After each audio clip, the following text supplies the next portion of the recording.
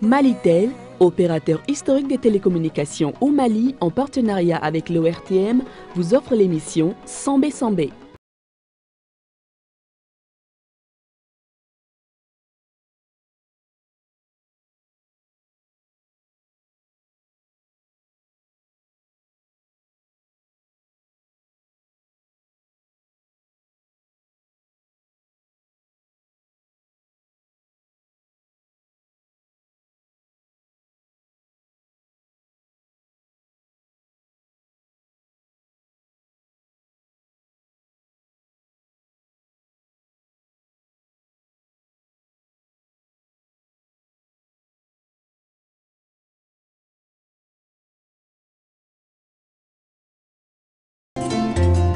Olympe International Hotel, votre hôtel situé à Badala Extension sur la voie express de l'aéroport de Bamako-Sénou, à 10 minutes de celui-ci et à 5 minutes du centre-ville.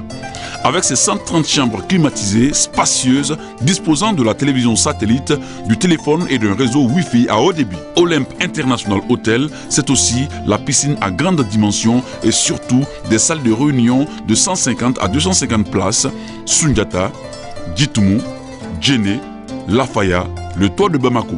Des salles d'atelier de 25 à 100 places, La Sirène, le Niani, le Bani. Un jardin d'agrément capable d'accueillir 750 à 1000 personnes pour vos cérémonies.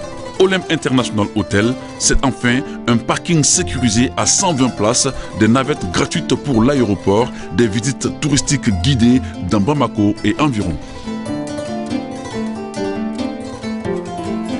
Bismillah dans la grande famille Malitel. Offrez-vous une puce Watibé à 500 francs seulement. Identifiez-vous et profitez dès l'activation, en plus des 500 francs de crédit initial habituel, de 3500 francs de bonus, plus 50 mégaoctets et 50 SMS. Votre opérateur préféré vous offre également 200% de bonus. Vous avez bien entendu, 200% de bonus sur votre première recharge du mois pendant 3 mois. Et oui, c'est comme ça qu'on souhaite la bienvenue chez l'opérateur le plus généreux au Mali. Malitel, proche de vous. Auzubillahi minash shaitani rajim. Bismillahir rahmanir rahim.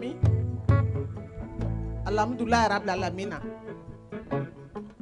Abarka Allah. Ede sona. Anga joni keneka. Biye 20 janvier. Biye dombaye en malien mulu. Biye en wasodoye. 20 janvier 2018. Jaram Keita.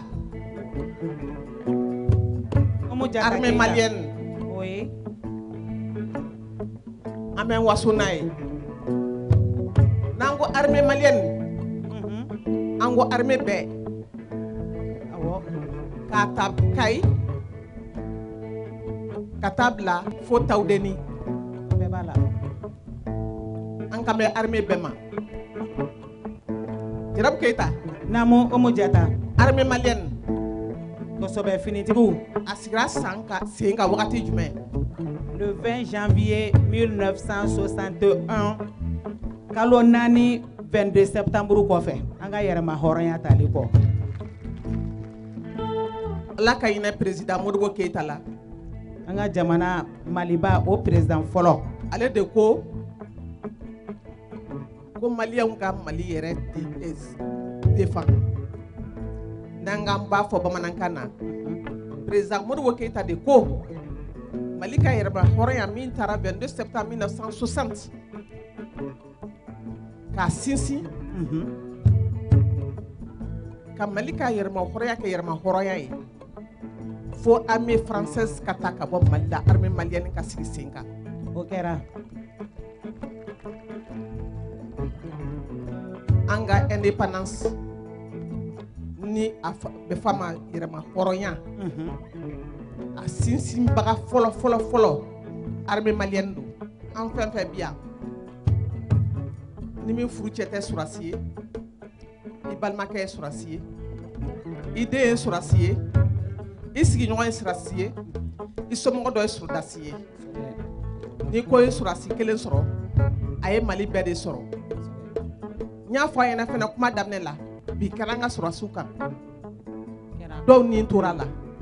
b'a ɲini jama fɛ a ka wuli k'i jɔ an ka miniti kelen an ka tasi bila k'u ye ka ɲɛsin u ma.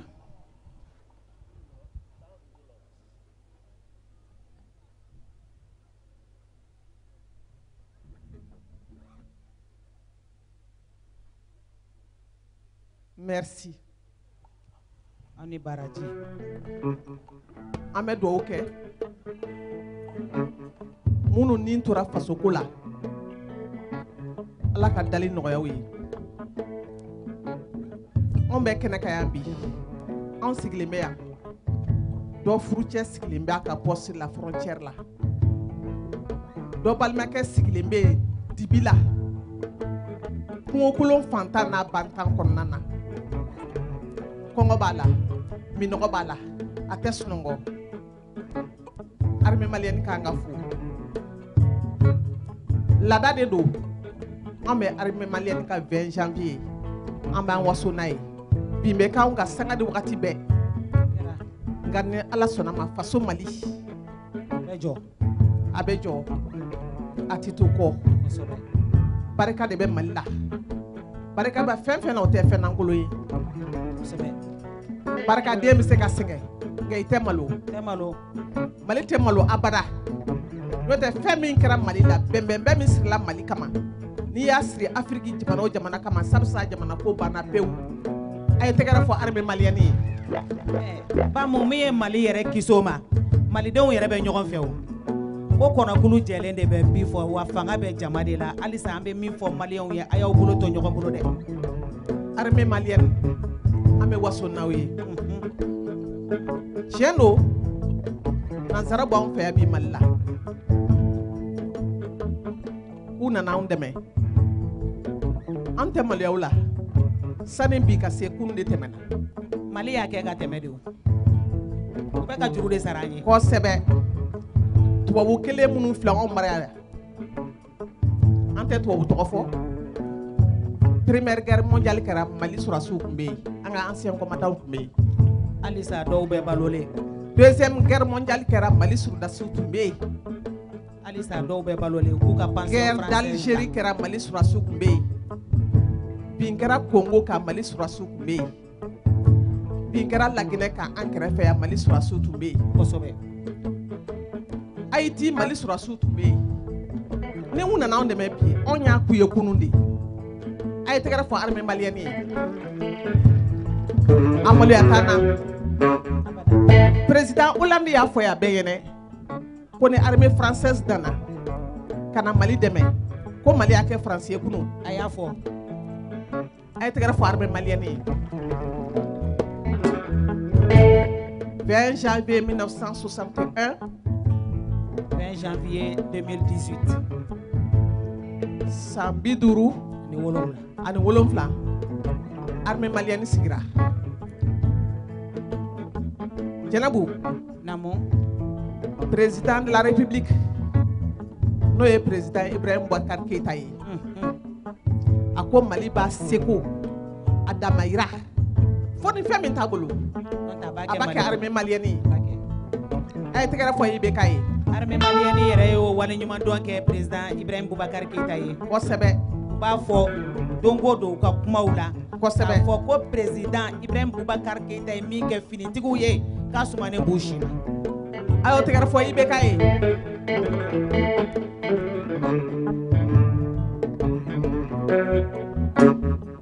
20 janvier 2018 an ka artiste ko k'u b'a fɛ ka armée k'a ko ɲuman dɔn ani ko ɲuman dɔnni ka kan kosɛbɛ o de kama o yɛrɛ tɛmɛ ye nin kɛnɛ sigi o y'an ka laada de ye o y'an ka laada ye dugubila ka fisa laadawuli ye an tɛ kuma jija yen bilen an bɛna ɲini Modibo Kan Jabate ne yɛrɛ ka Modibo a n'a ka fɔlikɛlaw u fana ko k'u bɛ fɛ ka kuma kɛ armée kun ka armée nisɔndiya ka armée nisɔndiya fo ni fɛn min t'u bolo k'u b'a kɛ armée ye maliyɛn bɛɛ de ko ten o kosɛbɛ ne ma yanfalen yan armée ni fɛn bɛɛ ka kan kabi tilegan fɛ ni muso cɛsirilenw bɛɛ lajɛlen armée ni bonya ka kan kosɛbɛ armée ni karama ka kan Modibo i b'i to o de la sa ka fɔli yɛlɛma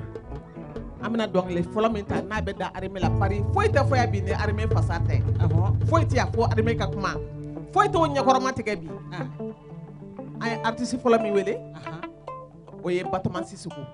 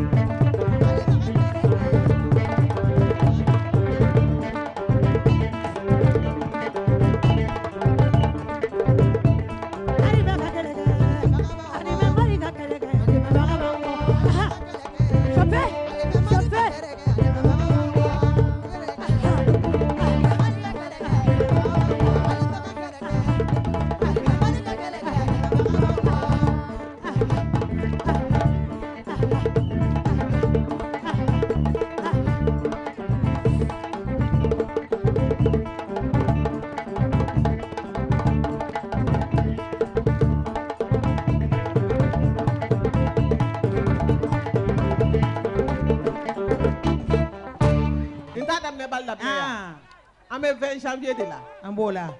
N'a numɛ 20 janvier la. I m'a ye surasiw u musow caman ba bɔra nin bɛɛ de surasi muso ye tɛgɛrɛ fɔ aw yɛrɛ ye. Surasi musow an'u denw. u n'u balimamusow bɛɛ de bɛ yan bi. O de y'a to sa. San'an an ka kuma daminɛ. Awɔ. An b'a ɲini la présidente de l'association des femmes des camps. O ye jɔn ye? Madame Keita Dado Bass. An b'a ɲini Dado fɛ a kana kɛnɛ kan a ye tɛgɛrɛ fɔ a ye. Foli bɛ Umu ye, foli bɛ ORTM ye. 20 janvier fête de l'armée.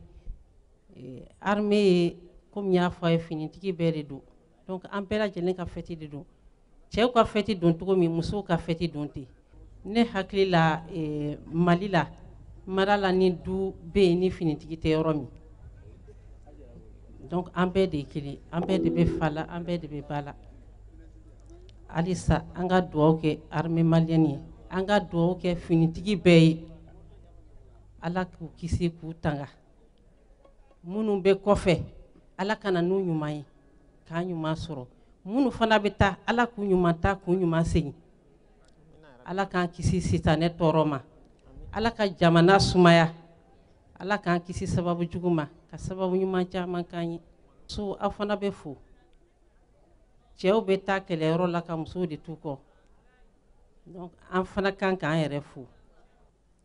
Umu Jata, an b'i fo kɛrɛnkɛrɛnnenya la k'i barika da. Mɔgɔ b'a dɔn k'i kan ka fɛn dɔ kɛ i t'a kɛ. Mɔgɔ fodon bɛɛ tɛ sadon ye. F'an ka ɲuman dɔw fɔ ɲɔgɔn ye yan. ORTM bɛ yan maliyɛn bɛɛ kama. E ka émission n'a ka di ye i b'a fɔ ko sɔrɔsiw ka wari d'i ma n'o tɛ i t'a kɛ. An ka fête de don. I y'a yira k'i ye maliden ɲuman de ye. Dɔrɔmɛ kelen anw t'a d'i ma. N b'o fɔ jama ye k'o dɔn su in na. Ala tulo b'an na. Ne tɛ nkalon da mɔgɔ la dɛ. Dɔrɔmɛ an t'a d'i ma, an t'a di ORTM ma. Fɛn fɛn mana tigɛ an kun kan n'an y'i wele Umu Jata i b'an jaabi. Donc an b'i n'i ka équipe bɛɛ fo. Jɛnɛbu an b'aw bɛɛ fo. Olympe mɔgɔ an b'u fo k'u fana barika da. Fɛn caman tɛmɛna. A daminɛ kɛra yan nɔ u sɛgɛnna an nɔfɛ. Hali bi u ye chaise min bɔ kɔrɔlen u t'a chaise bɔ. Donc an b'u fana fo k'u barika da. Madame Jakite bɛ a Tatu n b'a fana fo. Madame Maïga Tatu Jakite. Tatu ye an ka orphelin 4 ta yan. A kɛra sanbɛ kelen in na yan. A kɛra bɛɛ ɲɛna. An ma dɔrɔmɛ d'a ma. San mun dara kɔ a ye 4 wɛrɛ ta. O fana kɛra a y'a bɔ a sira fɛ. Hali an filɛ yɔrɔ min a b'an ka veuve former. An tɛ dɔrɔmɛ d'a ma. A b'an ka orphelinw ta san o san kabiri a y'a kɛ fo bi. Donc an bɛ Tatu fo k'a barika da Ala k'a sara. Ala k'a sara. A bɛ mun ɲini Ala fɛ Ala k'a nɔgɔya. A bɛ siran mun ye Ala k'a kisi a ma. Amin ya rabi. Fɛn bɛ dɔ bolo dɔ bɛ se ka fɛn dɔ kɛ mais a t'a kɛ. Donc a ye mun ka anw ye fo k'an sa an tɛ ɲinɛ a kɔ. I y'a kɛ armée bɛɛ de ye. I y'a kɛ sɔrɔsi muso porteur d'uniforme muso bɛɛ ye. I y'a kɛ veuve bɛɛ ye. I y'a kɛ denw bɛɛ ye orphelins bɛɛ ye. Donc Ala k'i sara. Amin ya rabi. Veuve bɛ yen orphelins bɛ yen. Orphelins ninnu u b'u dakan de bolo. Ni Ala ye mun latigɛ jɔn ma fura t'a la. Donc ne b'a ɲini jama fɛ k'a fɔ ko armée dɛsɛr'u kɔrɔ u ma dɛsɛ dɛ u b'u seko kɛ. Président b'a seko kɛ seli la a b'a seko kɛ a n'a muso. Ni mun ma kɛ ne t'a fɔ. Mun kɛra n y'o de fɔ. Hali seli la a ye saga di veuve ma. A muso ye ɲɔsi mansin d'u ma. Donc n b'u fo k'u barika da Ala k'u sara. Amin ya rabi. U bɛ mun ɲini Ala k'a nɔgɔya u bɛ siran mun ye Ala k'u kisi a ma. Amin ya rabi. Ala k'an kisi mɔgɔ jugu tɔɔrɔ ma. Ala k'an kisi sitanɛ ma. Service social des armées bɛ yen. Ni mɔgɔ mɔgɔ bɛ dɛmɛ kɛ a tɛ di ne ma dɛ. A bɛ taa service social des armées la. O de bɛ veuve kama ani orphelins. Ni dɔrɔmɛ kelen bɛ mɔgɔ mɔgɔ bolo ba kelen bɛ n bolo i bɛ taa di. N'o tɛ ne tɛ. Kɔfɛ mɔgɔw fana ni fɛn fɛn se b'aw ye fini kɔrɔ b'aw bolo fɛn fɛn b'aw bolo k'a di orphelins ninnu ma a b'a ci service social des armées la a bɛ kɛ a kɛcogo kɔrɔ la. N'i y'a ye bureau in sigira a kun ye de dɛmɛ dɔw bɛ minɛ a tun tɛ se o de kama bureau national sigira ka bɛɛ fara ɲɔgɔn kan pour ka bɔ a la surasiw tɔgɔ tiɲɛni ka dabila finitigiw tɔgɔ tiɲɛni ka dabila dɛmɛ ka taa tayɔrɔ la a sigir'o de kama donc an bɛ bɛɛ fo ka barika da aw bɛɛ ni ce aw ni baraji ala k'aw sara. Madame la présidente ninnu tɔ ye présidentiw ya. Awɔ. Madame Bagayogo Ndiaye, présidente de la police nationale. Madame Natoumé Fatoumata Doumbia, présidente de la garde nationale. Madame Koulibaly Aïssata Kébé, présidente des femmes veuves de la police. Madame Mariko Oumou Traoré, présidente des cités des officiers. Madame Maïgalala Touré, présidente gendarmerie nationale. Jarabu, an ka surasiw bɛ taa u ka poste la. Kɛlɛkɛyɔrɔw la. Awɔ. Frontière la. Kosɛbɛ. U bɛ taa ka ninnu de t'u kɔ. Walahi. Sokɔnɔna na. Furumuso ɲalenw. Ninnu de b'u hakili sigi. Conseillers. Ala k'an kisi ka an tanga. Ni Ala nana n'a ka na ye mɔgɔ fɔlɔ minnu bɛ a dusukasi sɔrɔ ninnu de don. Kosɛbɛ. A y'u fo a ye tɛgɛrɛ fɔ an ka surasiw musow ye. K'u ni muɲu k'u ni sabali. Ni n ko an ka surasiw muso n ka bɛ finitigi muso bɛɛ de ma. Surasiw b'o la cogoya min na kɔɔri bɛɛ polisiw b'o la gardiw b'o la a bɛɛ de b'a la surasiw muso a ye tɛgɛrɛ f'u ye. Aw ni muɲu. Jɛnɛbu ninnu ye musokisɛw ye dɛ. Muso muɲunenw don k'i da ka sunɔgɔ k'a dɔn k'a fɔ i cɛ bɛ kɛlɛkɛyɔrɔ la a ma nɔgɔn dɛ. Ne ko u bɛ sunɔgɔ yɛrɛ. Ayi a fɔli de ka di nka a kɛli man di dɛ. N'o tɛ an taw mana hali lɛrɛ kelen kɛ kɔfɛ an bɛ bi ɲɛ kɔmi na. Ninnu cɛw bɛ san kɛ u t'u ɲɛ la. Ninnu ye furumusow ye koyi. An bɛɛ ye furumuso ye mais ninnu ye furumuso ye a tɛgɛrɛ f'u ye. Jarabu. Naamu. Nin kɛnɛ suguya tɛ se ka sigi ni dɛmɛbaga t'a la o. Abada. An dɛmɛbaga fɔlɔ Sotelma Malitel a ye tɛgɛrɛ f'u ye. Société globale de téléphonie. An dɛmɛbaga filanan an ka sotigiw PMI Mali a ye tɛgɛrɛ fɔ a ye. Jarabu. Naamu. Dada bɔra sa ka fɔ kuma kɔnɔ. Awɔ. Ni dɛmɛ bɛ mɔgɔ mɔgɔ bolo Mali kɔnɔ ani Mali kɔ kan. Tamaman nɔgɔ ba kelen man ca a y'aw ɲɛsin direction nationale du service social des armées. Yɔrɔ kelen don. Yɔrɔ kelen de don. Di yɔrɔ kelen. Kosɛbɛ. N'a bɛ minɛ fana a bɛ taa minɛ ye. Kosɛbɛ. Ayiwa Modibo a ye fɔli ta. A ka taa n'an ye san a ka tɛnɛ Danbele ka fɔli ta.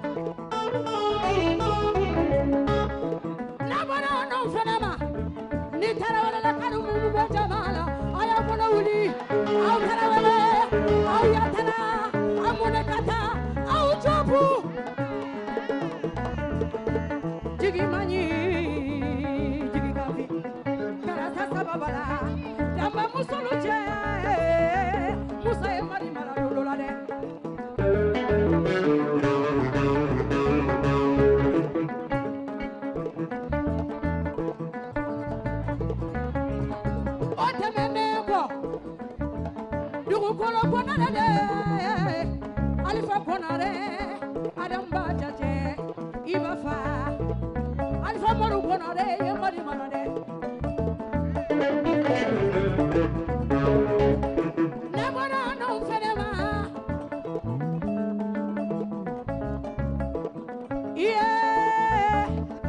Majubulu Jabali, Adete Touré, Adete Touré, Adete Touré, Lomache Adete, Fantasina Adete, Mama Kumadifa Adete, Shubadilla Karefa, Manuya Mali Marade, I Mara, Oteneneko.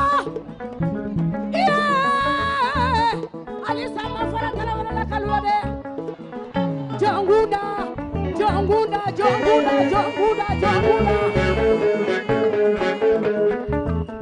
Miti dugula cha, Janguna mara mara sebaida.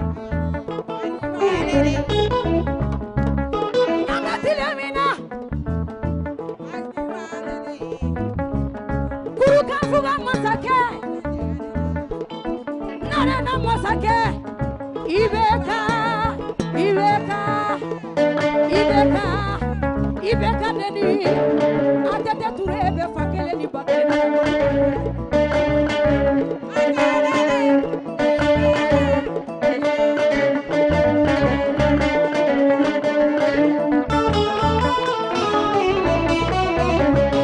Mori bajabate, Ali Kiamado, bebe sigi, Ibene Kamakuna. Di konede, awa konede, bitu bamberade, tata konede, jabate, na yini te jigisi yabali, mbesi kana.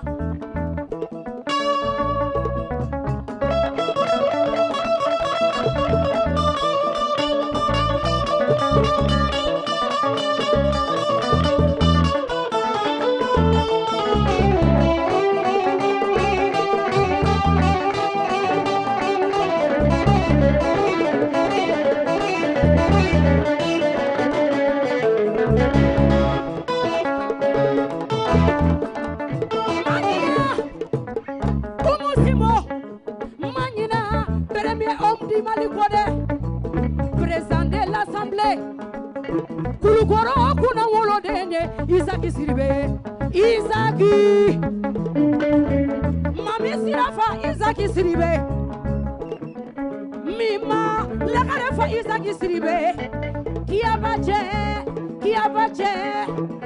Isaki Siribe, Amefuna Barikada Yere,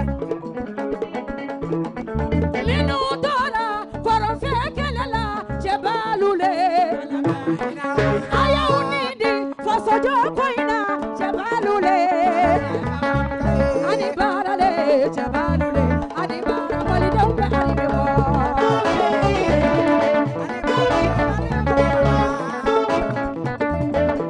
Niame, Johnny Kurandi, Mfilele Jamalu, Abe Umujaka Todowa, Atado, Senge Bali, Nina Bali, Sawosa, Alebe, Madi Jama Benyana Fimbo, Tumara Lenke Uko, Koni Bora Kene Kono, Nima Umujaka Fasada Ande Yafima, Asade, Nyani ni Alafede, Alakani Nyanafi, Sawosa, Edebe Tungaranga Lubo Nyanafinjula. Kamalion botu nyana finjula umujata isala tamolo isala masanyuma inde bolode minutora jadi kelala jabalule tayo ini fosodo koina jabalule adibara de jabalule adibara malidombe adibaba aulibara de jabalule adibara malidombe adibaba.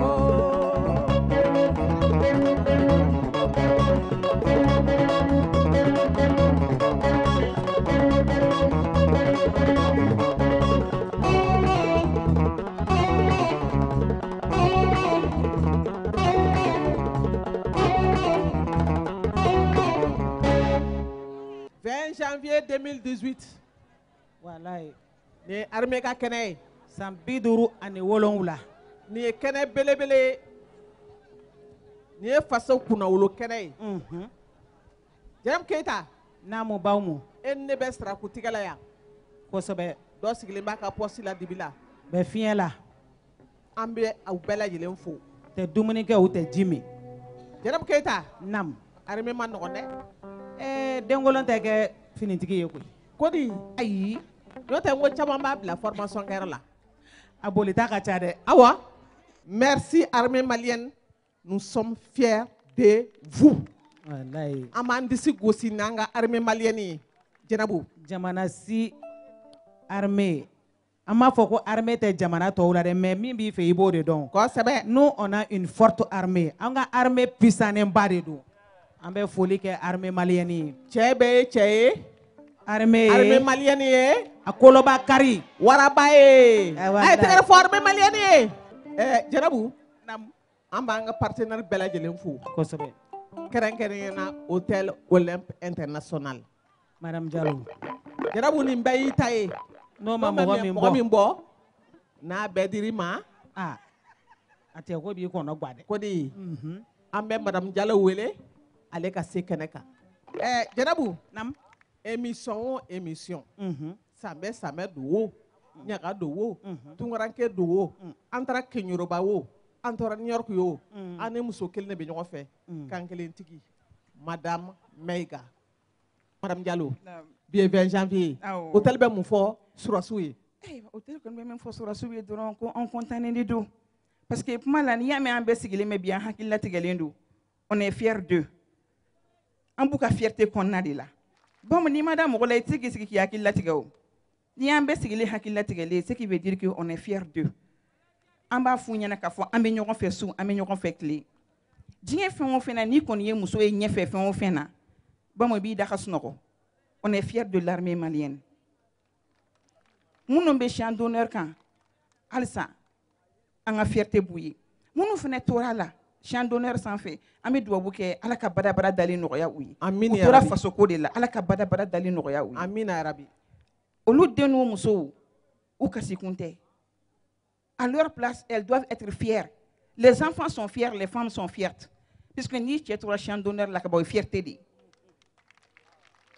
o fierté in o kɛra mun kama o kɛra i ka jamana de kama donc jamana ko ni mɔgɔ min tor'o kɔfɛ tu ne fais que te remercier donc an bɛ min fɔ bi 20 janvier donba in na an ka porteur d'uniforme ye k'an b'u fo an b'u fo kɛrɛnkɛrɛnnenya na an b'u fo an tɛ segin u ka foli la titre la présidente des femmes madame Keita Dadon an bɛ foli k'i ye kosɛbɛ parce que san o san n'i y'a mɛn halisa mɔgɔw bɛ fara e kan i ni mɔgɔw bɛ ɲɔgɔn fɛ ce qui veut dire que n'i ye terrain tilentɔ ye terrain kunkolo de ka ɲi ni terrain kunkolo man ɲi terrain bɛ jɛngɛ o donc o danaya n'o fierté min dar'i kan halisa ala ka dɔ fara kan ala kana fɛn bɔ a la i y'a minɛ ni bolo fila min ye ala ka barika don a la ka ORTM la passion de service public fɛnɛ fo n'i y'a mɛn an bɛ kuma dumanniw fɔ an bɛ baro dumanniw kɛ ayiwa ORTM de bɛ yen dɛ c'est une chaîne internationale n'o tɛ yen nɔ an bɛ fu de kan donc an bɛ foli kɛ ala k'u bolo mɛn a la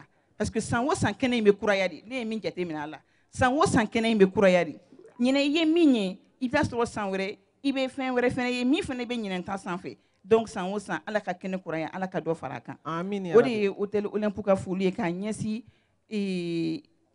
armée malienne ma ko bɛɛ bonne fête de l'armée malienne an ka foli b'u bɛɛ ye kɛrɛnkɛrɛnnenya na an bɛ malien de la diaspora mɔgɔw fo an b'u bɛɛ fo k'u bɛɛ bonne fête de l'armée malienne k'an filɛbaga ɲumanw fɛnɛ fo k'an kanubaga ɲumanw fɛnɛ fo ka Tatu fo a n'a ka miiriya ɲuman a n'a ka hakilina ɲuman mɔgɔ min bɛ se ka jɛ wari kɔ ka jɛ fɛn bɛɛ kɔ ka fɛn di par ta bonne foi et ta bonne volonté o tigi ni foli ka kan ala ka dɔ fara a kan halisa ala ka dɔ fara miiriyaw kan an b'an ka partenaires bɛɛ fo merci. Madame Keita bɔra sa k'a fɔ ni muso in ye denba ɲuman de ye n'o tɛ surasi tɛ surudasi muso tɛ nka an bɛ se k'a fɔ surasi muso don dɔɔni bari a cɛ ye doyen ye paramilitaire a cɛ ye paramilitaire ye ale de b'i bɔ a yɛrɛ la san o san ka firiyabagatɔ dɔ ɲɛji cɛ n'a ma firiyabagatɔ dɔ don a ka école la a b'u dɔ den don a ka école la a ye tɛgɛrɛ fɔ madame Mayiga ye fi sabililayi ale de bɛ falatɔw la don denba ɲuman. Vraiment n bɛ armée fo n bɛ armée malienne bɛɛ lajɛlen fo n bɛ Dado fo a n'a ka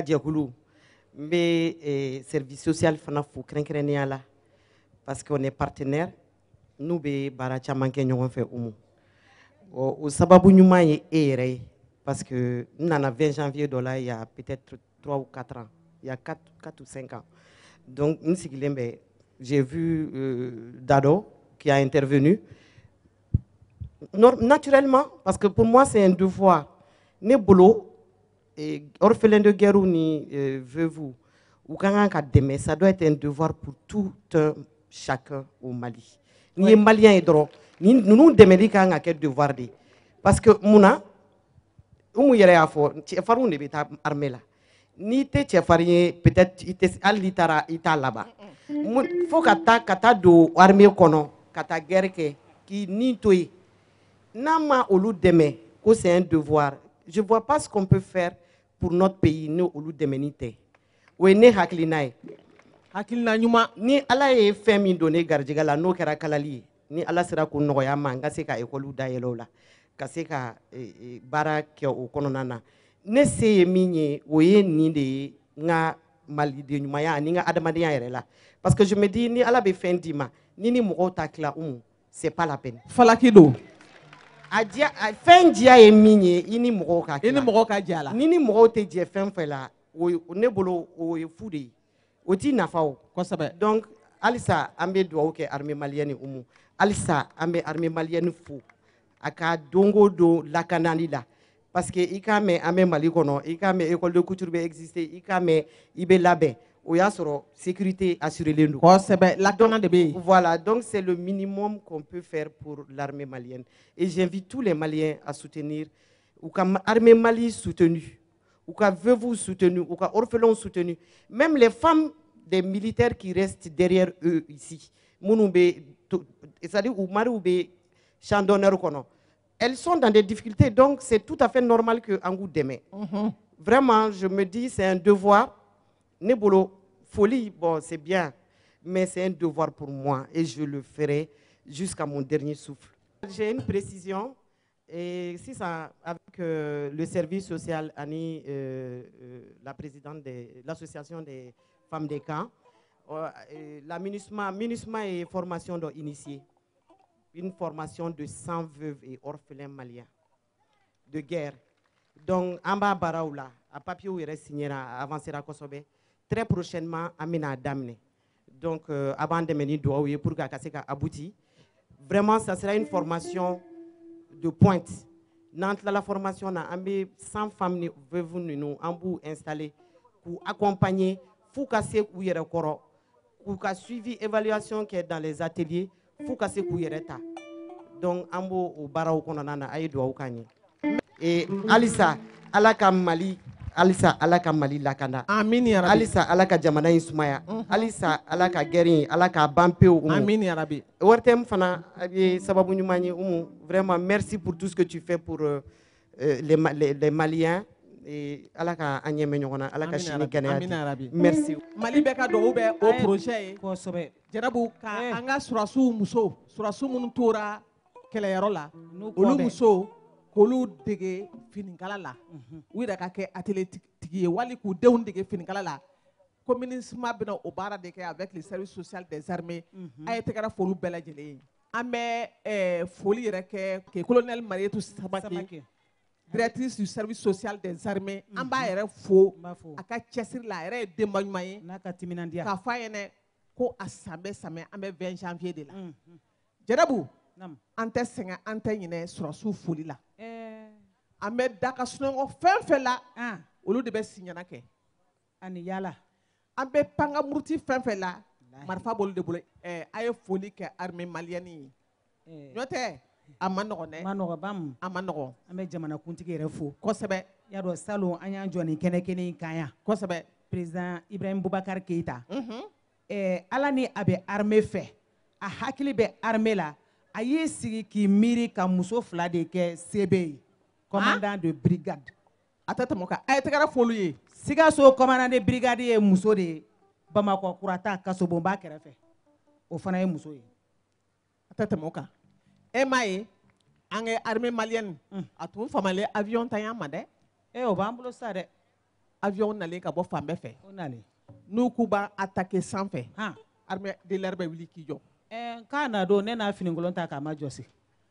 avion ninnu kɔni avion jɔsi e ka baara kɛra avion jɔsi a ko la e tɛ sɔrɔsi ya ne ye n ta kɛ jɔsili ye n kɔrɔ bɛɛ ni jɔyɔrɔ don minɛ kosɛbɛ bɛɛ ni jɔyɔrɔ don merci Jɛnɛbu halisa an bɛ taa ni duman ye an ka ɲamakalaw ko k'u b'a fɛ ka armée ko ɲuman dɔn o ko ɲuman dɔnbaga an bɛ t'o ɲini fo Segu région na Marikala k'a ɲini Modibo fɛ a ka kɛnɛ to Mayimuna Danbele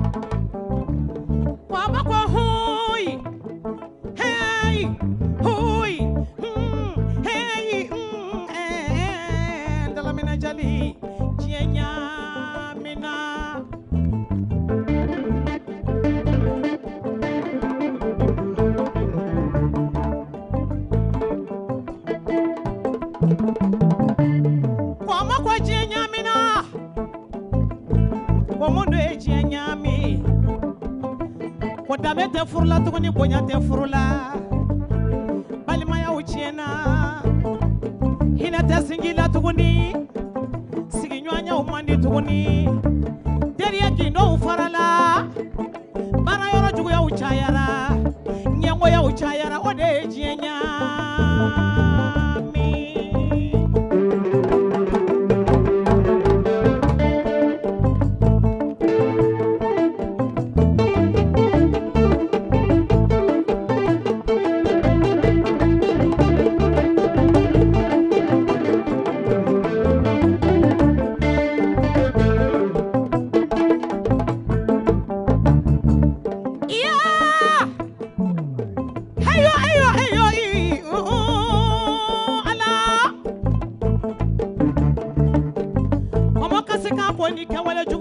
ko jiya te ɲɛna bɔ tuguni ko ni jiya duma ɲɛna bɔ tuguni ko bilenw bi caya ko bilenw ma caya du balaka wiliw bi caya balaka wiliw mana caya ma jumɛn bɛ wele an ka tenitigiw tɛ wa bɛɛ ka du wa tenitigiw y'an bolo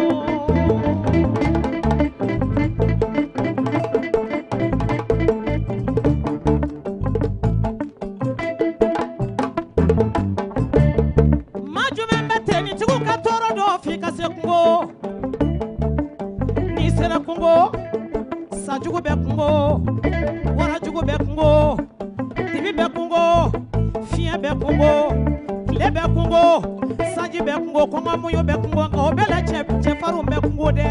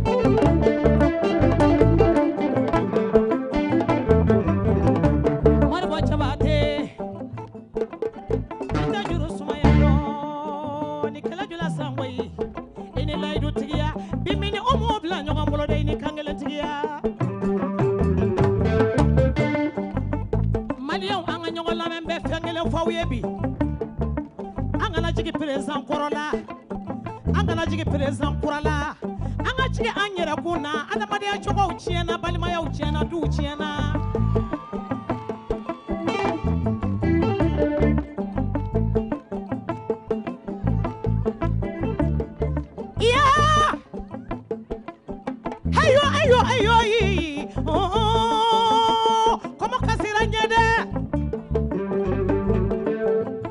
marakala turoba kumare otu como farido ekirango madina kamaje otu como farie madina dugo koloka marakala konona tia musokoro otu como farie marakala dugo kolokono natio umache achia bada como kasira nyede como kwadunya na mau anga sabali dengo fa ubonya ku ba ubonya bali mama ka hina nywana muso ku cha ubonya choka hina musoula bara rojugo ya ukato tere kido kana boroto nyango ya uchayara hasiri ya uchayara nanyo dabla sa nyebetlade tange mama marasegi so yetetlade abe baga preza oma anga nyira kulaje maimuna flila malima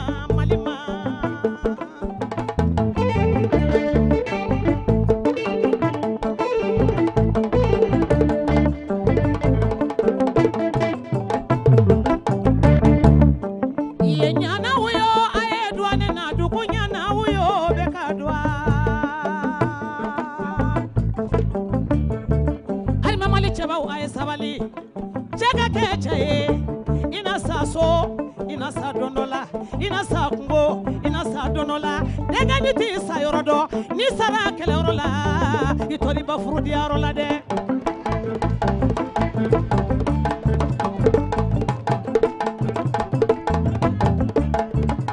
iye shukara wiyo ayeduwa na duku shukara wiyo ayeduwa dasiri wiyo ayeduwa na duku dasiri wiyo ayeduwa komo wiyo ayeduwa na duku komo wiyo ayeduwa ne sanyo da sanyo falena ninga keninga da keninge falena ne balima da balima ma falende sigika hamite fo ibonya nina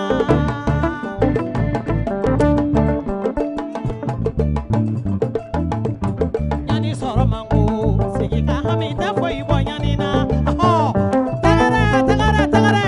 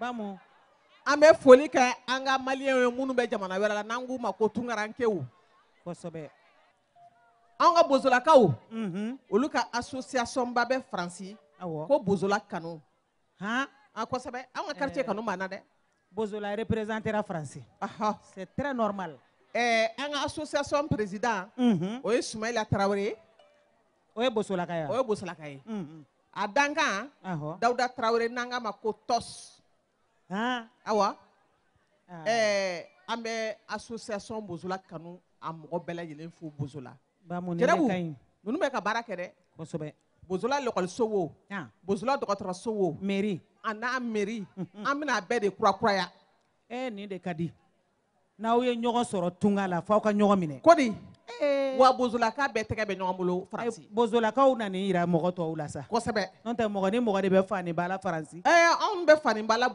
Faransi ye bozolakaw kɔni awɔ u ka tɔn na Madame Ɲare Mamu Kone o b'a cɛmancɛ la Mise Kone muso Mise Ɲare muso Mise Ɲare muso grande sœur ba jamanatigi denkɛ muso o b'a ko cɛmancɛ la an bɛ foli k'u ye an bɛ Mamu Kone fo an ka maliyɛn dɔw fana bɛ Faransi olu fana ye tɔn dɔ sigi ko groupe Sahel vert good groupe Sahel vert groupe groupe kɔni Sahel vert maninkaw ko groupe kɔni awɔ o groupe Sahel vert o président ye mɔgɔ min ye i b'o dɔn ayi o ye Sise Sakɔ bozolaka don bozolaka tɛ groupe Sahel vert la maliyɛn bɛɛ b'a la Abi Sakɔ b'a la Ami Kante b'a la Madame Ɲare Mamu Kone b'o fɛnɛ na a tɛ tɛmɛ o kan kɛnɛ kan yɛrɛ an ka maliyɛn mun bɛ Faransi olu ka association ba dɔ bɛ yen ko Bɛnkunda o mɔgɔ bɛ kɛnɛ kan an b'a ɲini Bɛnkunda mɔgɔ fɛ o ka se ka kɛnɛ kan joona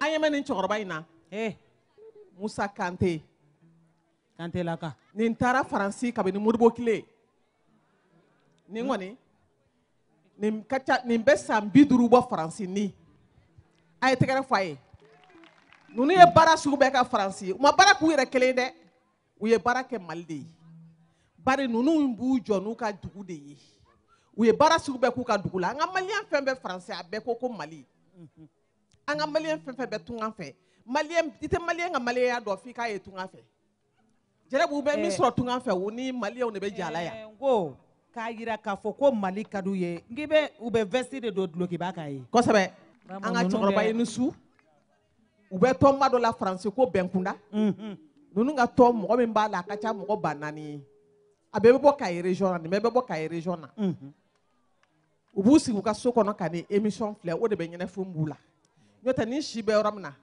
nin tɛ taa kulonkɛ yɔrɔ la dɛ mais nin ko émission daminɛ ni bi cɛ ɲɛnafin min b'o la olu de b'o dɔn bari n'i bɔra i ka baarakɛyɔrɔ la i b'i ka so de kɔnɔ ne donna Faransi 1961 indépendance totale taara n kɔfɛ dɛ a tulo b'a la 1961 nin taara Faransi a san 50 ani san 6 o kɛra mɔgɔ min ɲɛna o tigi man ca dɛ voilà donc an tagara tunga la an ma taga foyi kama ka jamana jɔ an ma l'écoliso fɛla an ka dugu kɔnɔ bi dɔgɔtɔrɔso bɛ opération bɛ kɛ an y'o bɛɛ sigi Faransi de donc ko bɛɛ an y'a kɛ bon min tora an y'a musow lataga olu ye denw bɛ wolo an y'o denw fana ka so de yiri la n'o ye Mali ye bon ne Musa Kante de ni denmisɛn ninnu nana ne muso de y'i kalan dɔn na bon dɔn ka sɔn ka dɔn maninka dɔn n tɛ foyi k'a dɔn dɛ k'a fɔ i faw de bɔra Mali la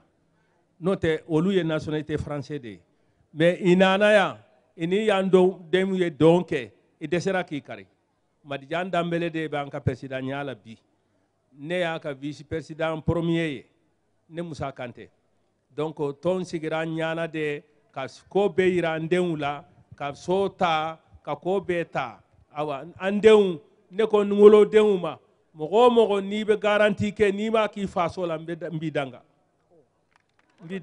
parce que ne kɔrɔkɛ i tagara camion de fɛn da la Congo k'i refoulé a ye so ɲuman jɔ ye k'a refoulé bɛɛ ni dɔrɔkɛ min sira i n'o de bɔra ne o dimina bɛ n dɔrɔn ne ko n denw ma i wolola Faransi de mais n'i bɛ fɛn fɛn kɛ k'a k'i faso la n denmuso fɔlɔ sigilen filɛ yan ale de ye Bɛnkunda denmisɛnw bɛɛ ka ɲɛmɔgɔ ye. Mumahim Kante le timbe Bɛnkunda dindingol bɛɛ représenté la bi voilà donc mbe umujatani werte mbe fola ni ramol be invité donc Mali ko bentel son de moto. Vraiment, on tient beaucoup à notre pays.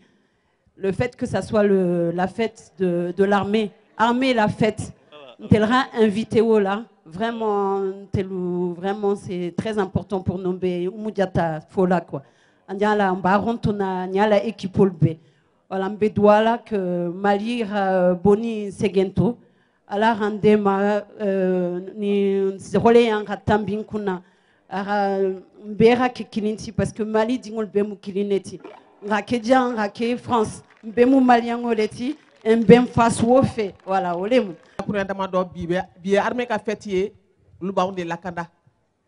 OK, jama bela jileni su ne togo madame Kone Adjaratou Traoré mais armée Mali bela jelen fo Yarabi alaka Malik la kanda surasi munumbe aéroport là surtout puisque moi je suis un agent de l'aéroport mbu foku barkada kada dongo do ba on kanda lingimka parce que avion kono bara manone na be fola ORTM ni aéroport du Mali de la Yarabi alaka jabana sumaya amin muso filiato alaku labine demstanu alaku balosi duma o neka folebi ne madame Diallo Rukia Kamara ne be gendarmerie direction na ne rebe gendarmerie service social la ne de banga muso accompagner kata yoro bela jirina bon me foli ke me bela jirin fo o bela jirin shu me ORTN fo kerengere la me armée bela jirin fo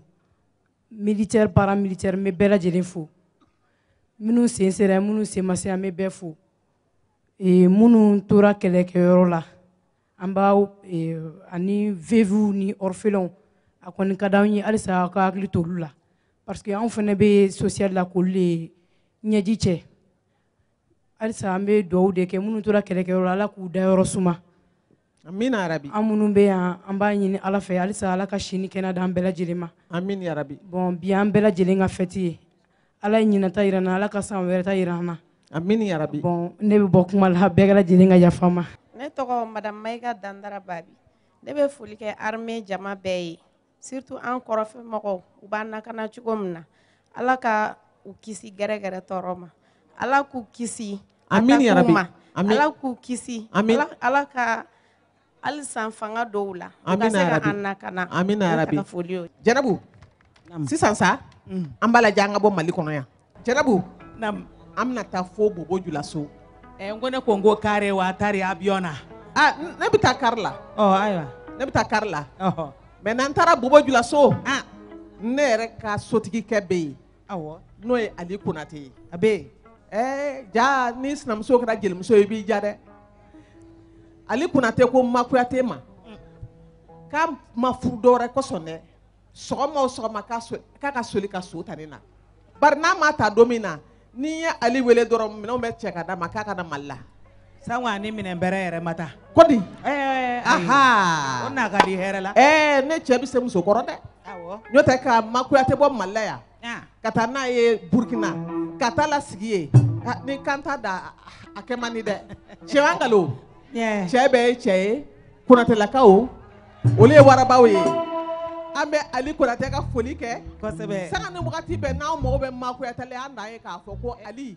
ni ko Ali dɔrɔn ko a b'a fɔ Umu Jata sini a bɛ s'i ma a bɛ s'i ma ye a y'o foli kɛ Ali Konate an tɛ ma fo dɛ ka a bɛ sin ka mobili fa essence la tɛ tewu ka chauffeur d'a kan ka garde corps d'a kan ka na n'a ye maa bɛna nin émission kɛ sisan sini a bɛ segin ka taa Burkina an ma dɔrɔmɛ d'a ma an ma essence d'a ma an ma foyi d'a ma a ye tɛgɛrɛ ba fɔ Ali Konate ye maa tɛ fɔ Ali de bɛ fɔ Ma Kuyate madame Konate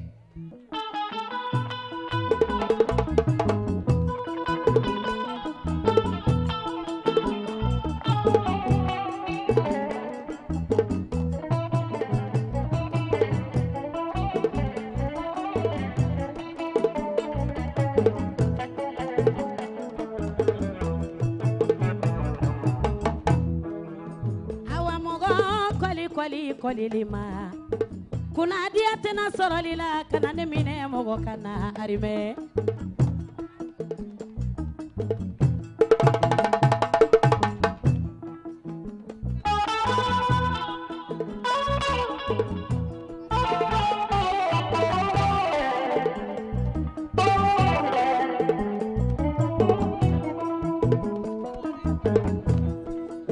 Awamoga sara sara sara lima kunango ya tena sara lila ikana nemine mogo kana arime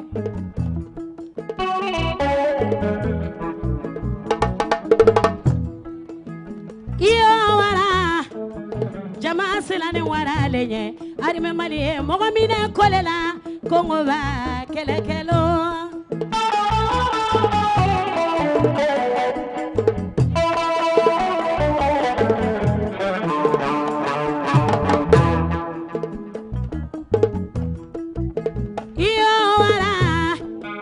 silane wara lenye arime malie mogo mine kolela kongo ba kelekelo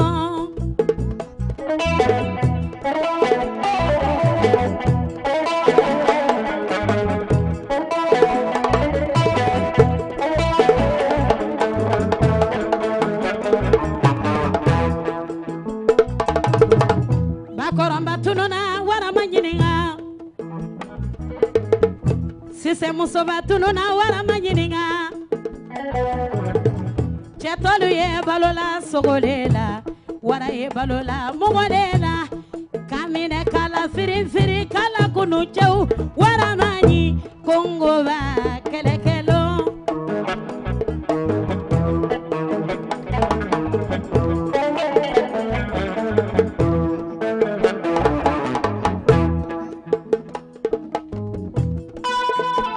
billahi mina shaitani arazimi alhamdulillahi arabil alamina angata to di masama jabaru allah niya alafo mbarika bina mfala ni mbalaye kabarika bina mfuru chabere falaye simongo jataye kamalenye kirala ngaralu ngara fenfe naba fo la ilaha illallah shaydina muhammad rasulullah mbulo filale be la ni ko wede ne magusa jali ya la yidini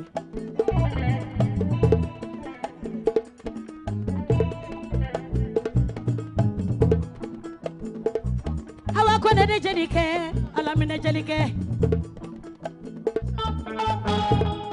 bamera bitu de jalike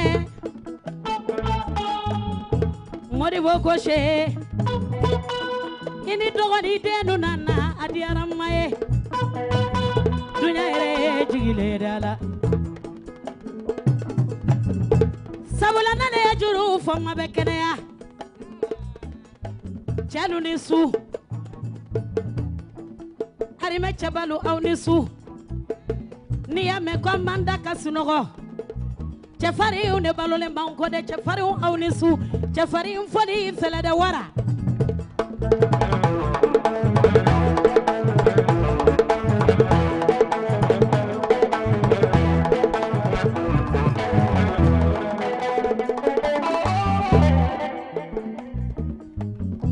anga salatuke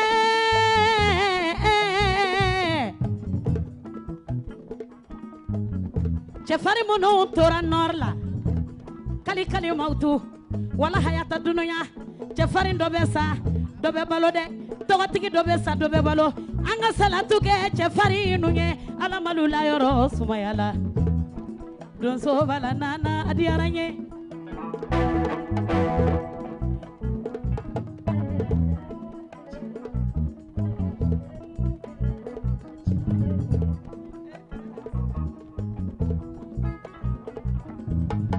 mogo tuguta bagalu awnisu kisa juguta bagalu awnisu konga jugu munyu magalu awnisu neo fonya janjo foche fari nunye ngona ukera kele masadenye kuma ye kele masajali yambauko sunjata utile bana turamaga utile bana turamaga silo ayo bolo fila korota lebuta ulade olude yukaburu se mande ko katoni kala duma ukataka jolo fina kele kekele diara tiramagana mali ye chafari ndugu yede fakole utile bana sumawara utile bana nyani masakara utile bana nenolu mabe sogomada kele netile ni arimetile bena arime chabalu nesu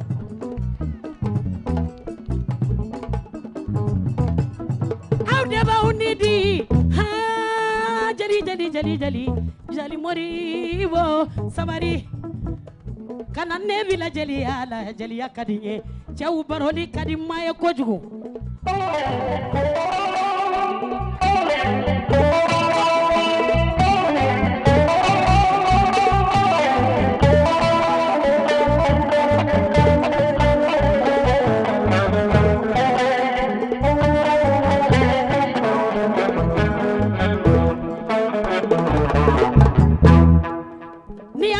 Medugu Mali ya Medugu bayede hina be Mali de la ya makari be Mali la jamana kuntigi ya dile mesimone masimo yo ala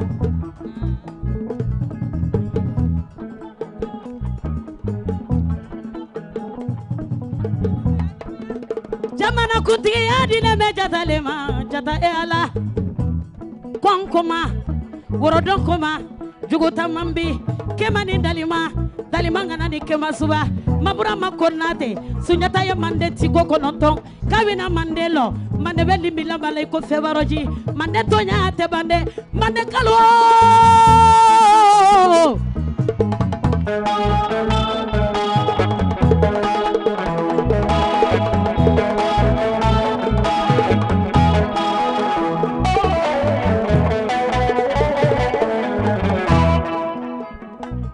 jata ni diaranye koni kara masare nya ibi nyesine kane ko file de ibe masunyata kote ko boli ko jugu de be keba koro ke fugari he ala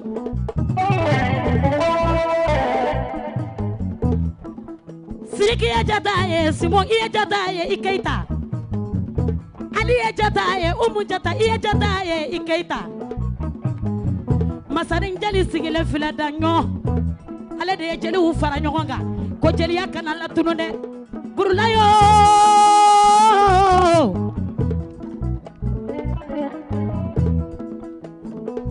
kori danyo adiaranye ko jeli yakana la tunu ka jarele munu fara nyonga ko jeli yera wololu le ka welede ibe simon ko fe ya adiaranye simon ibismila adiaranye buya danyo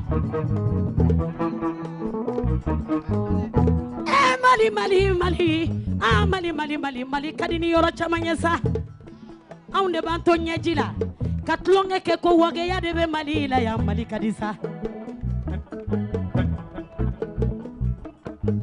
iye jomana jombe sala bekitage chefari mununtora nordugu koloka uma fenge alala de mogo be sala bekitage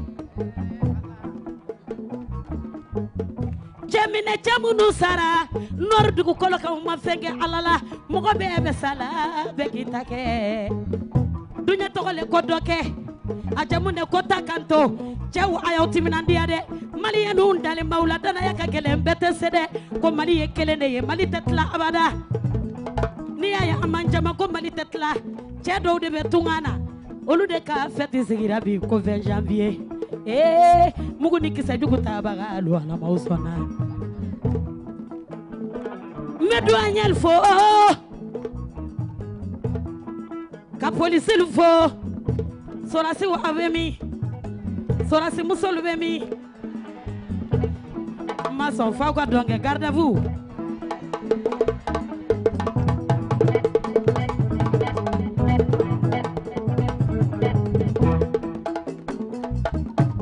Mali ni kolosuma ala kasijani kene ya di Mali de numa aye dua uke bawana muso de simomba ko ala ka me angorosa jata ala ni ene wele sogo mambi jabi ni ene wele gula fembi jabi note bitile le wara ba makoya mo sitita don tugunde subani jata ala mi men angoro fina muso do e mabari konga na 20 janvier ke abe Burkina Aïssata Diallo fina bɛ malo la fina tɛ siran dɛ ni ni fina kɛlɛra nɔnɔ kɛnɛ tigɛrila filaw aw diyara ma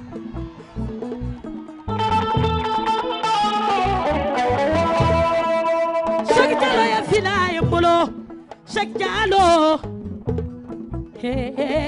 jarafa cɛma ma keyita cɛma sibo ka barika barika ka suru da la a tɛ fɔ gansan bakɔrɔnba tulu na waralen no Sise muso ba tunu na Saga jigi ba tunu na Cɛtɔlu ye balola sogole la wara ye balola tuɲale Kamine kala firin firi kala kunu cɛw warale ko Kongo ba kɛlɛ chauffeur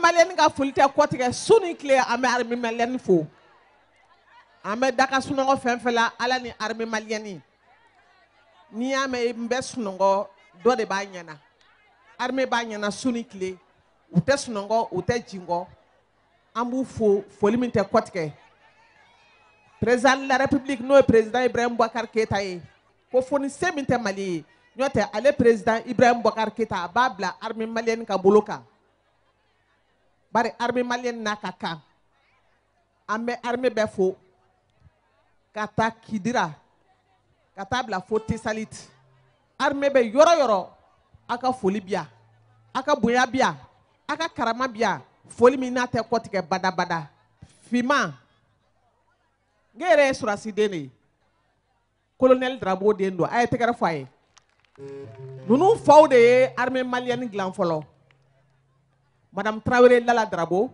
surasi den don a fa kɛra colonel ye armée malienne kɔnɔ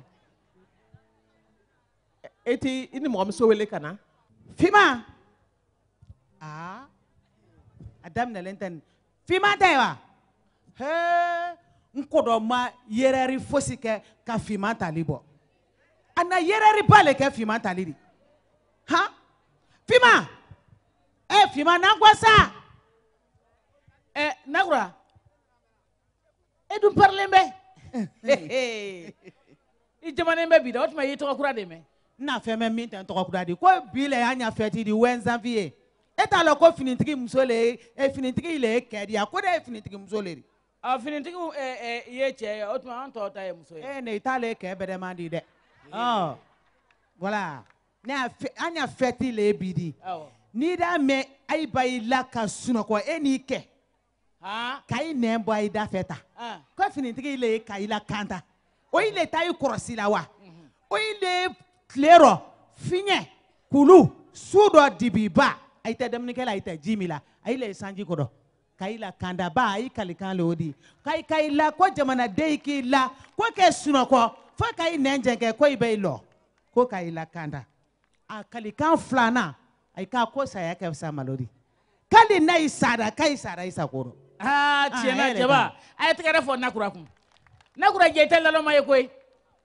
n'i y'a mɛn ko jamana yɛrɛ ka basigi hakilisigi kerenya la ka jamana ta ɲɛ finitigiw de don Nakura n'i tɛ finitigiw dɔn i ye cɛ ye finitigi ye mais n b'a f'i ɲɛna ni finitigiw tɛ dugu ti diya ni finitigiw tɛ jamana tɛ basigi ni finitigiw tɛ mɔgɔ si tɛ se ka sigi k'i basigi Nakura n bɛ kelen f'i ɲɛna a ye tɛgɛrɛ fɔ finitigi musow kun ata ya ka ko ye ani sɛgɛn ani ɲani ani tɔɔrɔ ani ɲɛnafin ka ko bɛɛ la tigɛlen kun k'aw kali aw cɛw nɔfɛ k'a fɔ u ka siɲɛna u ka tilen kɔngɔna u ka absentéisme nin bɛɛ lajɛlen a y'a yira k'a fɔ a b'u nɔfɛ fo saya a ye tɛgɛrɛ fɔ aw yɛrɛ kun bi y'a kɔ dɔ ye ala ka san caman yira an la. Fima ni da y'i bolo yan i bɛɛ tɛgɛ le ye marifa t'a bolo di.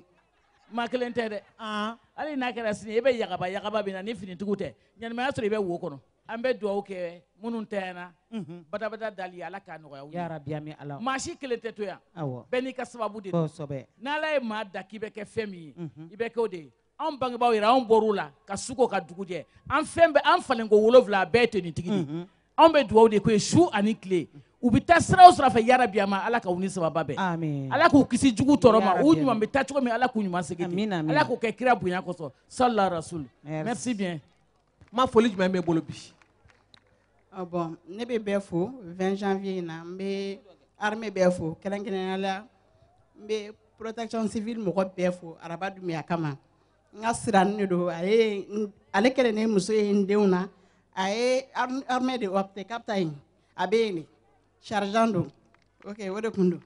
merci armée bɛɛ ka foli bi yan Kajatu Jara Karatabugu ni muso Karatabugu a bɛ yan ayiwa ɲɛba b'a kɛ Karatabugu tɔgɔ la. Karatabugu ni muso bɛɛ ko a n'a cɛw ko bɛɛ ni bɛɛ bonne fête de 20 janvier merci. Kɛnɛbu an ka kulu sira siyana an bɛ foli kɛ bɛɛ lajɛlen ye kɛrɛnkɛrɛnnen n'an ka sɔrɔsiw u mana kɛ yɔrɔ o yɔrɔ Mali kɔnɔ bi an bɛ wagati min na sisan nɔ fɛn fɛn mana kɛ poste fɛn fɛn la an b'a fɔ a bɛɛ lajɛlen k'u bonne fête an bɛ 20 janvier 2018 la an bɛ ala deli 20 janvier 2019 a bɛ Masa Rahamani de bolo ala k'aw yira aw ni ne kɛrɛnna aw k'an bɛn.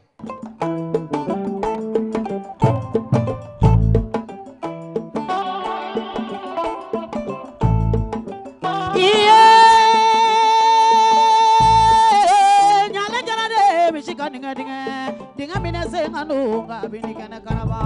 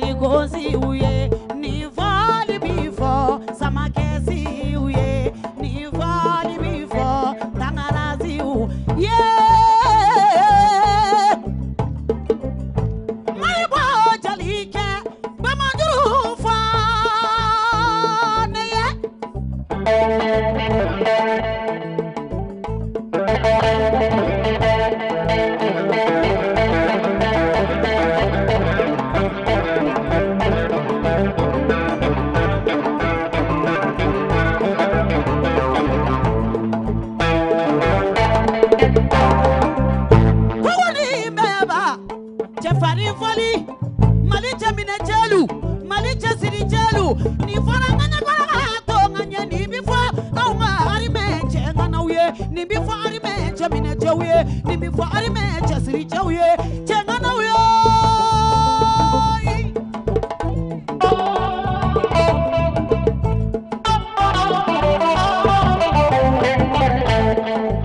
nin fɔli ye cɛfarin fɔli ye nin fɔli fɔra bamaana kɔrɛ duga kɔrɔ o ka kɔrɔ aw ye si la o ma wusa arimɛ cɛbaw ye danbe la arimɛ mali arimɛ mali arimɛ mali arimɛ mali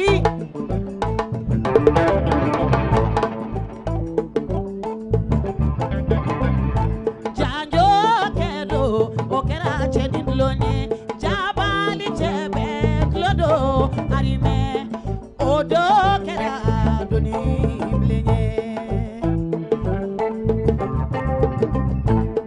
o do kɛra cɛ bɛ don ye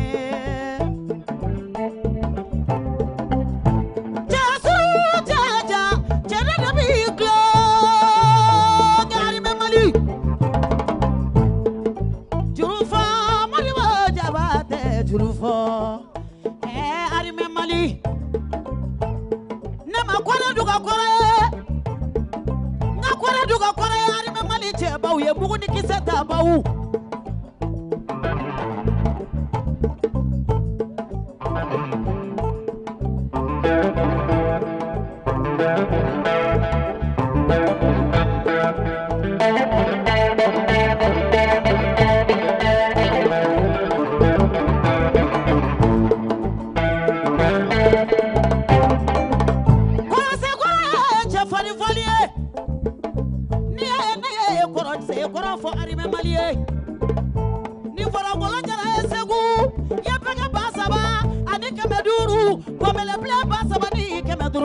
jaralakaw garadi nene jaralakaw wele mama jara madatu jara jara yo madamu siribe bamandew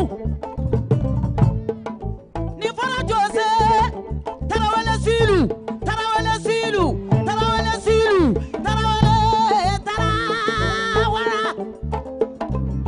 damasa wulandi bamana faliye tarawele silu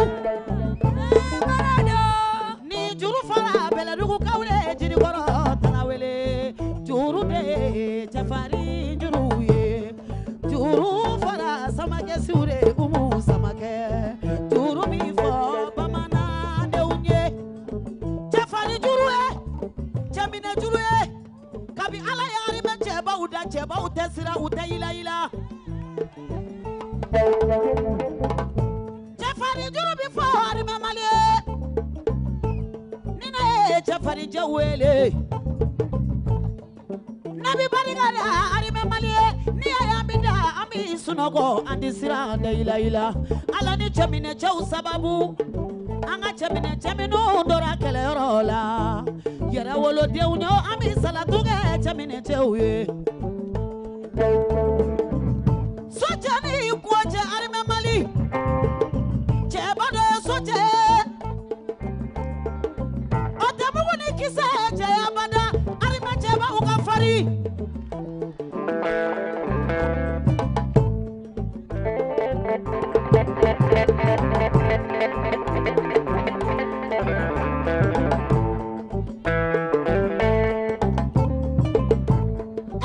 cɛsiri fɔli ni ne ye cɛsiri fɔli fɔ ni mi filaden wele ni mi filaden wele de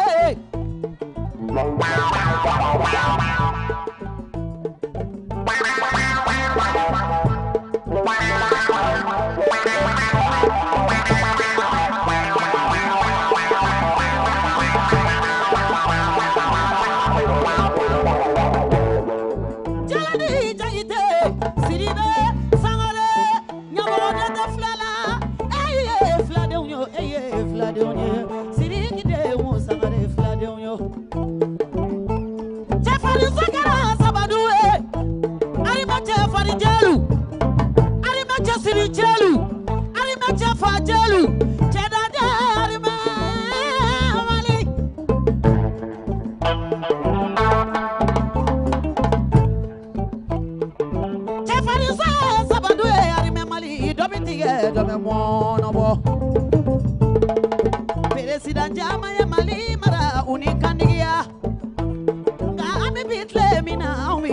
bombolo.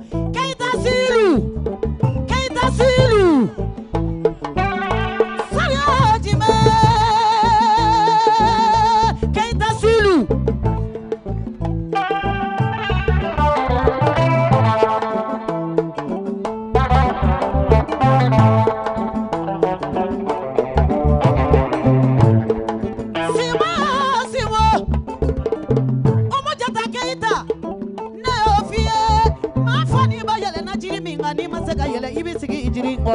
Ni do ma fi jere dodo do ma fi jigi dodo si boy ni su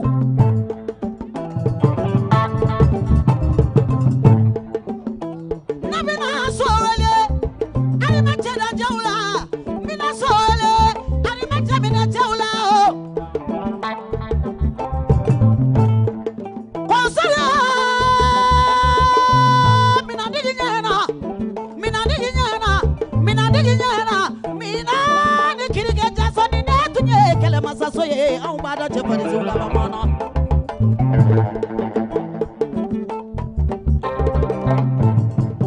Yeah, Arime Malio, Chefali before, Gemine Chewye. Yeah, Arime Malio, Nignora before, Chedan Chewye.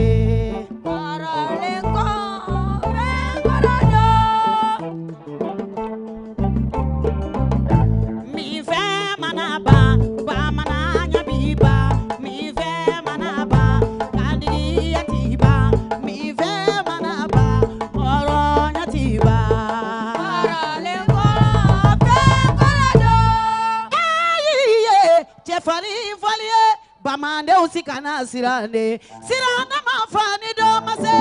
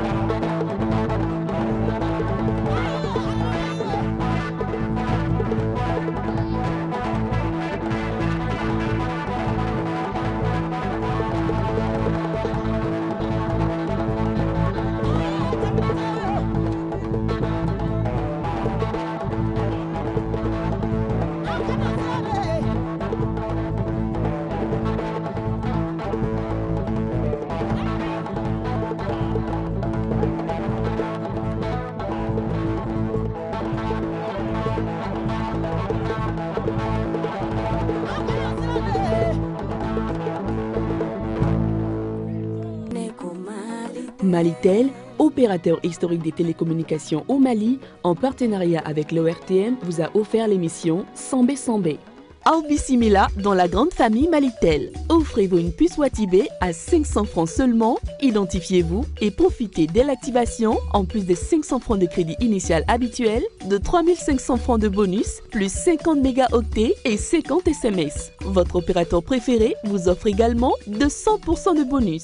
Vous avez bien entendu, 200% de bonus sur votre première recharge du mois pendant 3 mois. Et oui, c'est comme ça qu'on souhaite la bienvenue chez l'opérateur le plus généreux au Mali. Malitel, proche de vous. Olympe International Hotel, votre hôtel situé à Badala Extension sur la voie express de l'aéroport de Bamako-Sénou, à 10 minutes de celui-ci et à 5 minutes du centre-ville. Avec ses 130 chambres climatisées, spacieuses, disposant de la télévision satellite, du téléphone et d'un réseau Wi-Fi à haut débit. Olympe International Hotel, c'est aussi la piscine à grande dimension et surtout des salles de réunion de 150 à 250 places, Sundiata, Djitoumou, Djéné, Lafaya, le toit de Bamako. Des salles d'atelier de 25 à 100 places, La Sirène, le Niani, le Bani. Un jardin d'agrément capable d'accueillir 750 à 1000 personnes pour vos cérémonies. Olympe International Hotel, c'est enfin un parking sécurisé à 120 places, des navettes gratuites pour l'aéroport, des visites touristiques guidées dans Bamako et environ.